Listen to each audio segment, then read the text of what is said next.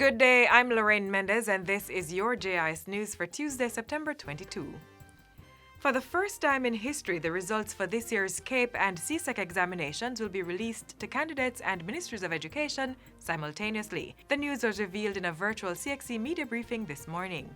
This change will give the candidates the opportunity to access their results in a timely manner and engage the institutions of their choice immediately to complete their matriculation. Students who sat the exams are able to access their results online at cxe.org/student-results/ from 5 p.m. today. Candidates are reminded to have their center number and candidate number on hand to access their results. Some 58,720 students were registered to sit the CSEC examinations and 16,184 to sit the CAPE, which began on July 13 and ended on August 4, 2020.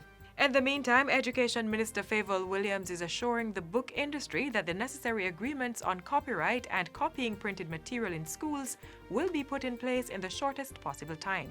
Minister Williams gave the assurance Friday during a meeting with representatives of the Book Industry Association of Jamaica, the BIAJ. The meeting follows concerns raised by book industry players about teaching and learning moving to e-books and other online platforms. The BIAJ shared their apprehension that there is no copyright agreement for downloading and printing materials from textbooks in schools. Even as Minister Williams committed to respecting the intellectual property rights of industry players, she revealed that the ministry was moving full speed ahead with e-books and other interactive publications.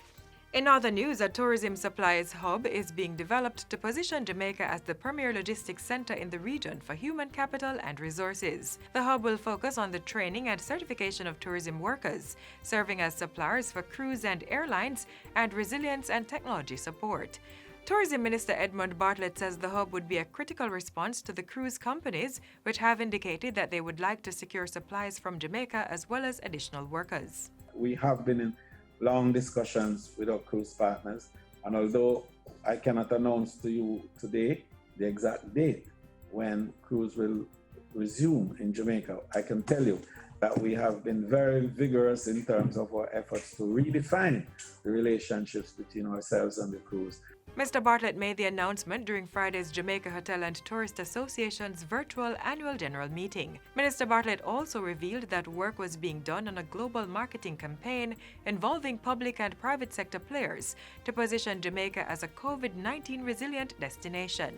Owners of medium-sized enterprises can now access a grant of up to 14 million Jamaican dollars to assist with growing their businesses. This as the Development Bank of Jamaica (DBJ) launched its Innovation Grant Fund, Boosting Innovation, Growth and Entrepreneurship Ecosystems (BIGGI) program. The Inter-American Development Bank IDB-funded program will provide financial support for eligible medium-sized companies to grow their businesses through innovation while creating employment. Individuals wishing to apply must visit thinkbiggie.com and apply through an open window.